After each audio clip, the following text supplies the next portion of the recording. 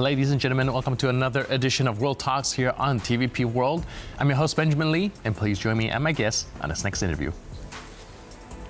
In the recent address to Congress, President Donald Trump reiterated his interest in acquiring Greenland, emphasizing its strategic significance and potential benefits for both the United States and the island's residents. This renewed proposal has sparked varied reaction globally, with discussions focused on geopolitical implications, Arctic security, and the rights of Greenland's inhabitants. Joining us today on TVP World to delve deeper into this development is Eoin McNamara, Research Fellow at the Finnish Institute of International Affairs. Hello, sir, and welcome to TVP World. Good morning. So can you first help us break down what are some of the strategic interests that is driving President Trump's proposal to acquire Greenland in the first place? Well, of course, Greenland is very important for U.S. missile defense. Situated in close proximity to North America.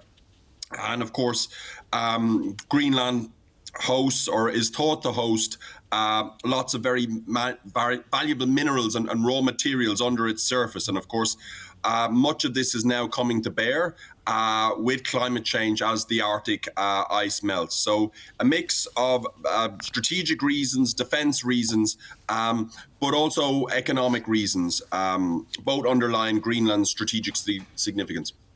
Right, and like you mentioned, the Arctic ice melting has actually created sort of a channel also for a Russian Chinese ship to go through as well. Now, Trump cited that and the lack of defense and security measures in that front as one of the reasons to acquire Greenland.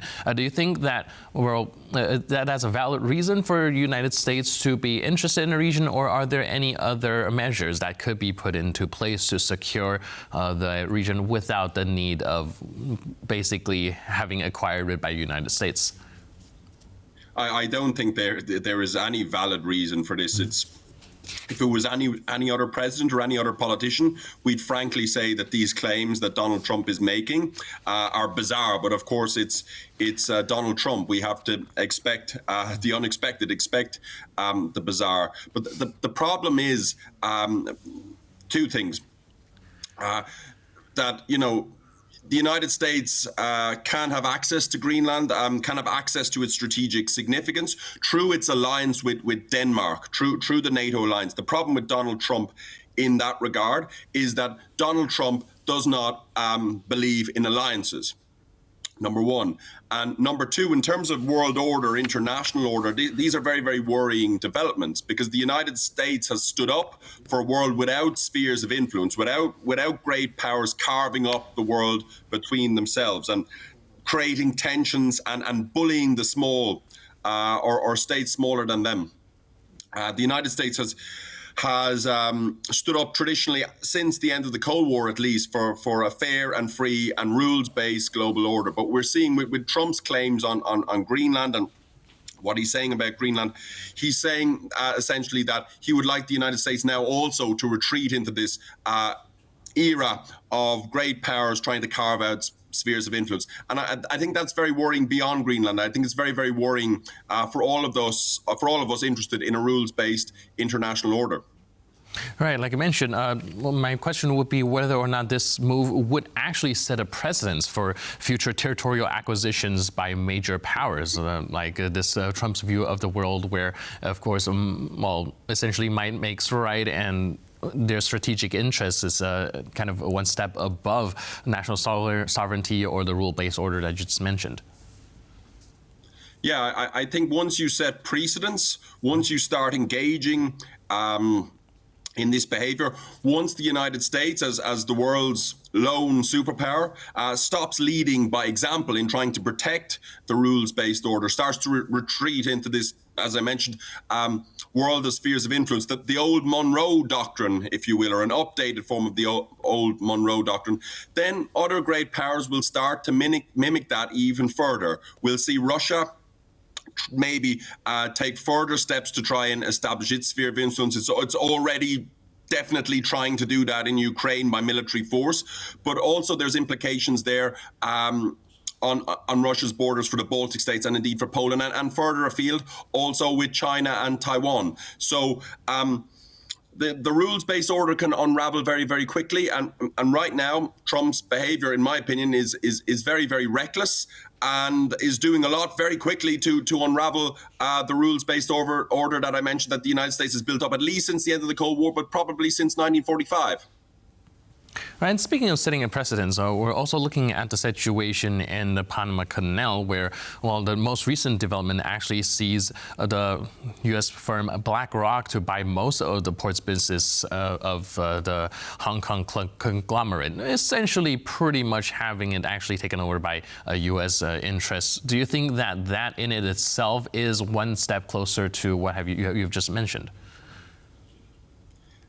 Well, I think this, you mentioned also the Arctic Sea route and the Northern Sea route, I think, and when we talk about Panama, I think it's important when we think about Ukraine, of course, we think of territorial conquest or Russia's aims for territorial conquest and conflict, old-fashioned conflict in that regard. But we still live more or less in a globalized world still, and it's often about control of connectivity, control of trade routes, dominance of trade routes. That's what great powers are now seeking. And I think we see that also in Greenland.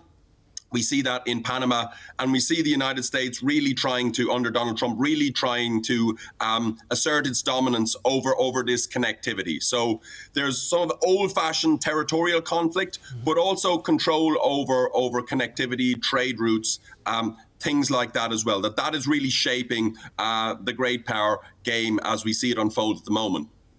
All right, and how's Greenland responding to it? We do see the Prime Minister saying that Greenland is not for sale, but can you give us a little bit of insight into how they're reacting to this whole proposal in the first place? Well, I'm not an expert on Greenlandic politics, but from what I believe, the Greenlanders, believe that the fate of Greenland, the self-determination of Greenland, should rest with the Greenlandic people, and the economic potential of Greenland should be to the benefit of the Greenlandic people. And I think their aspiration, if the economic resources ever appear, is to be an independent nation, to move for independence free of the federation that they currently are in with Denmark, rather than joining another state, like the United States. That seems to be the aspiration of Donald Trump, a point he keeps coming back to. So self-determination, but self-determination of small states doesn't seem to be on Trump's agenda. All right, thank you so much for that. We have a little bit of time left, and I would like to pick your brains a little bit about the meeting that is taking place today in Brussels. Are you expecting anything particular to come from it? How pivotal is it? I think it's quite pivotal right now. I mean, Europe is in a flurry, is in a fluster, and I think the time for talking is over. The Europeans have discussed strategic autonomy and Europe standing on its own 2 feet in terms of defense. But right now, I mean, Trump has really set the cat amongst the pigeons. U.S. security guarantees for Europe are very much in doubt. And Europe needs to put its money where its mouth is now and build serious defense capacity so it can secure its own borders and its own prosperity. So meetings like this are very, very important. But the time for talking is over. It's very much a time for action if Europe is to have a status at the top table amongst the great powers. Right. Is Donald Trump the main reason why these countries are now springing into action? Whatever was stopping them from actually taking any action right now, is that still going to be a hurdle, or do you think that, well, the stance of the United States would push them to set some of those differences aside and actually make some things happen? Well, I think the main hurdle for Europe in the past was complacency. Europe had a strong ally in the United States that it could rely on. We cannot rely, unfortunately, on that ally anymore under Donald Trump. Just what we've seen in the past month, essentially, the trust is gone. And Europe needs to take matters into its own hands to control the controllables. And from that, stand on its own 2 feet and not be reliant on the United States. And if it doesn't do so, I mean, the consequences could be grave. I mean, if Russia now gets a good deal, and it might be under Donald Trump, they get a good deal coming out of Ukraine, they'll have an opportunity to replenish their forces in the next 3 to 5 years. This is what Polish intelligence is saying, Baltic intelligence, Nordic intelligence. And they'll likely, Vladimir Putin is a providential leader. He'd like to really shatter what's left of NATO, and he can shatter what's left of NATO by challenging its weaknesses in Poland and in the Baltic states. And if those weaknesses are still there in 3 to 5 years' time, it'll be very, very tempting for Vladimir Putin. So Europe now needs to focus on closing those weaknesses, closing those gaps without potentially its former reliance on US enablers. So that is really what is at stake now. It's a race against time. All right, there's talks about expanding the nuclear defense, expanding its nuclear deterrence. Do you think that, EU-wide nuclear deterrence is something realistic that we can look forward to? It's definitely something that should be looked into. I mean,